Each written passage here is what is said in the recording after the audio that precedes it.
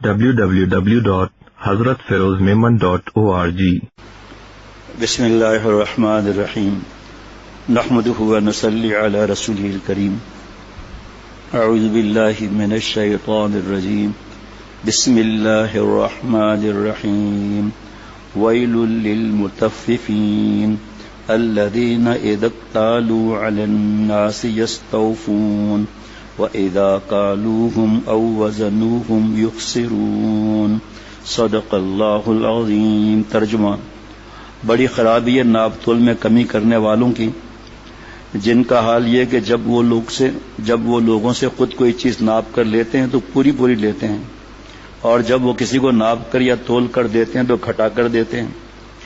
تفسیر معارف القرآن جدید مفتی اعظم مفتی شفیع صاحب رحمۃ اللہ علیہ، جلد نمبر 8 صفحہ 911 سے 912، پارہ نمبر 30، آیت نمبر 40، سورہ متففین۔ تفسیر میں حضرت مفتی اعظم فرماتے ہیں، حضرت عبداللہ بن عباس رضی اللہ عنہما سے روایت ہے کہ رسول اللہ صلی اللہ علیہ وسلم نے فرمایا، 5 گناہوں کی سزا 5 چیزیں ہیں۔ یہ جو قرآن پاک حدیث سے بات سمجھ میں نہ آئے تو توبہ کرنا چاہیے، سمجھ میں آئے تو اس کو پھیلانا چاہیے۔ باقی جو چیز سمجھ میں نہ آئے گناہ چھوڑنے کی، وہ مفتی صاحب سے پوچھ لیں، اور فتویٰ ہم نہیں دیں گے، مسائل بتائیں گے۔ نمبر 1، جو شخص عہد شکنی کرتا ہے اللہ اس پر اس کے دشمن کو مسلط اور غالب کر دیتا ہے۔ ذرا ذہن میں رکھتے جانا ہے یا نہیں؟ 1400 برس پہلے کی وحی کی باتیں ہیں، اور آپ صلی اللہ علیہ وسلم نے جو میں نے 3-4 مرتبہ پڑھ کے سنایا ہے ہمارے حضرت مفتی نعیم صاحب کا جناب، اس میں جو ہے وہ قیامت کی نشانیاں پہلی کون سی ہیں، درمیانی کون سی، آخری کون سی ہے۔ اس میں جو ہے وہ پہلی نشانیوں میں پہلے بتا چکا ہوں، قیامت کی پہلی نشانیاں جو ہے تفہیم الفقہ میں مختصرا آپ صلی اللہ علیہ وسلم پیدا ہونا، نبوت کا ملنا، پہلی نشانی 2 گئی۔ چاند کے 2 ٹکڑے ہونا، وہ سب لکھا ہوا ہے اس میں۔ حضرت عثمان رضی اللہ عنہ، حضرت حسین رضی اللہ عنہ کا شہید ہونا، حضرت حسن رضی اللہ عنہ کا 2 جو بڑے بڑے معاملات تھے ان کو جوڑ کے خون خرابے سے بچانا، یہ ہو چکے۔ درمیان والی تفصیل بھی بیان ہو چکی ہیں۔ پھر آخر کا بتا کر آگے دجال کا ذکر آیا، اور تفہیم الفقہ میں لکھا ہے کہ دجال کا مطلب ہے مکار، جھوٹا، حق اور باطل کو خلط ولط کرنے والا ہے جی۔ اور لکھا آج بھی جو ان باتوں میں مبتلا ہے اس کو دجال کہہ سکتے ہیں۔ اصل دجال کی یہ نشانی اور بعد میں آئے گا، اس کو آپ موبائل سے ملا لیں، جس کو 4-5 مرتبہ موبائل سے ملا چکا ہوں کہ مکار بھی ہے، جھوٹا بھی ہے، اور قرآن پاک حدیث پاک کو خلط ملط کرنے والا بھی ہے۔ ٹھیک ہے، تفصیل کے موقع نہیں اس وقت، دوبارہ سن لیں ایسا ہے یا نہیں ہے، ہر ایک کو اللہ نے سمجھ دی ہے۔ جو شخص عہد شکنی کرتا ہے اللہ اس پر اس کے دشمن کو مسلط اور غالب کر دیتا ہے۔ یہود و نصارہ اور ہندو ہم پر غالب ہے یا نہیں ہے، بس آگے سمجھ لیں۔ نمبر 2، جو قوم اللہ کے قانون کو چھوڑ کر دوسرے قوانین پر فیصلہ کرتے ہیں ان میں فقر اور احتیاج عام ہو جاتا ہے۔ ہمارے پاس کس کے قانون چل رہے ہیں جی؟ برٹش کے، یہود و نصارہ کے۔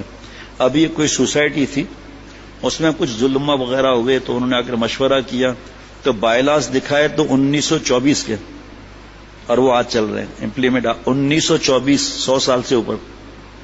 سنیں آپ، عجیب بات ہے، اب وہ امپلیمنٹ تو نہیں ہو سکتے آج کل کے دور میں، رشوت حرام۔ ایک ایک بات پر جو ہے وہ بہت زیادہ تفصیل ہے۔ نمبر 3، جس قوم میں بے حیائی اور زنا عام ہو جائے اس پر اللہ تعالیٰ تعاون اور دوسرے وبائی امراض مسلط کر دیتا ہے۔ تعاون کس کو کہتے ہیں؟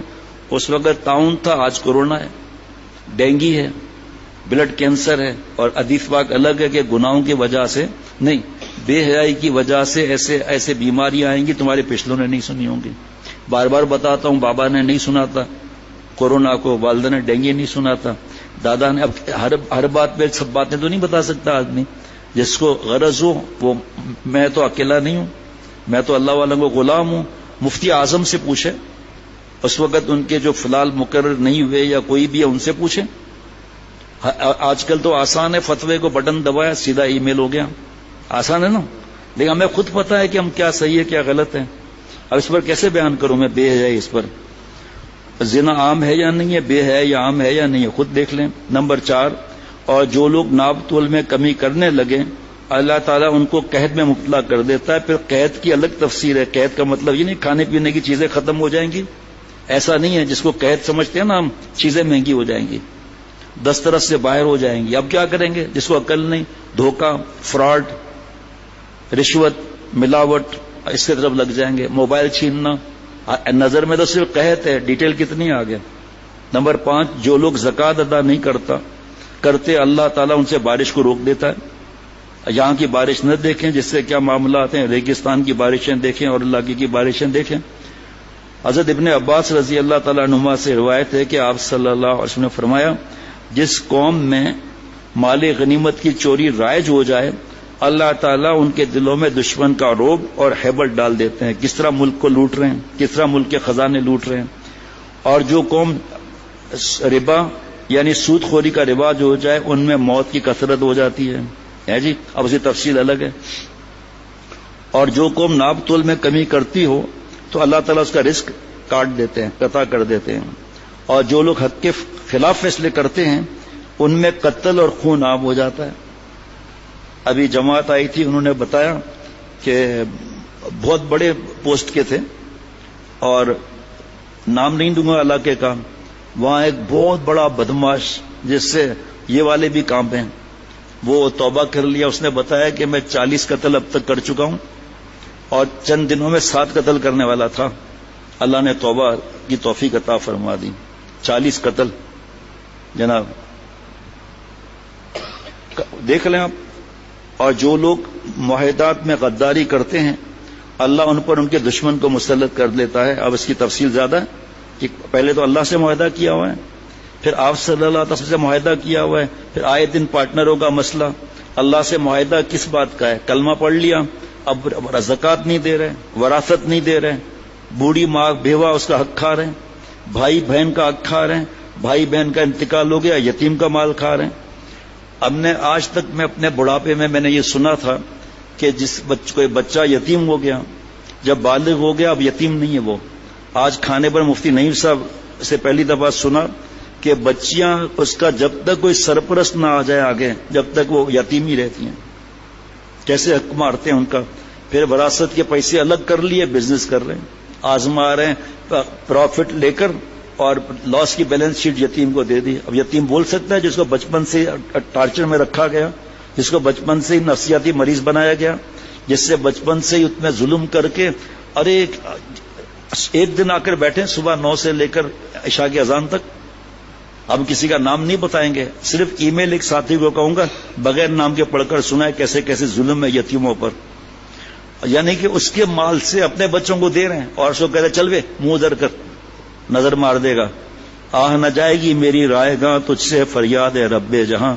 الحمدللہ آنکھوں کی ٹھنڈک بیٹے مفتی فرحان نے یتیموں پر بیان کیا ہے درس قرآن سے کہ کیسے ظلم کیے جاتے ہیں، کیسے ان کو چکر دے کر بیٹی سے شادی کرا کر شاید پیسے لے لیتے ہیں، کیسے یتیموں کی خواہشات کو مارتے ہیں، کیسے کہتے ہیں کہ آپ کا پلاٹ آگے ہے اس کے میں پیسے زیادہ دیتا ہوں، آپ کے 200 ایکڑ پیچھے ہیں وہ آپ لے لیں، آپ کو سستے دے رہا ہوں۔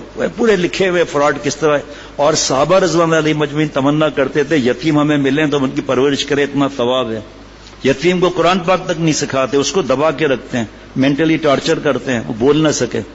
اب بڑا بھی ہو جائے تو کیا ہے، اور گھر کے اندر جن کو سمجھ ہے وہ بول نہیں سکتے، ظالم کا ساتھ دے رہے ہیں۔ اس کے بارے میں قرآن پاک میں کیا وعید ہے جو ظالم کا ساتھ دے؟ چونکہ یتیم کے مالے پر خود بھی بڑی ایجوکیشن حاصل کر رہے ہیں، سیلف فنانسنگ اسکیم میں 60 لاکھ یتیم سے بھر رہے ہیں، جائیداد ملی ہوئی ہے۔ www.hazratfirozmemon.org